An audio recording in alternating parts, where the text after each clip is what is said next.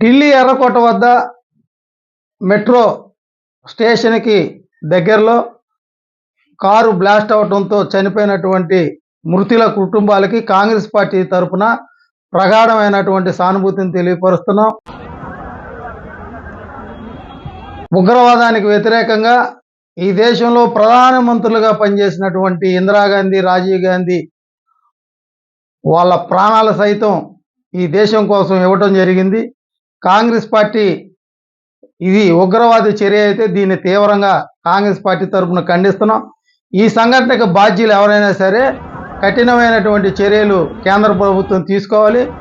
జరిగినటువంటి నష్టంలో బాధిత కుటుంబాలకు కేంద్ర ప్రభుత్వం నష్టపరిహారం ప్రకటించాలి.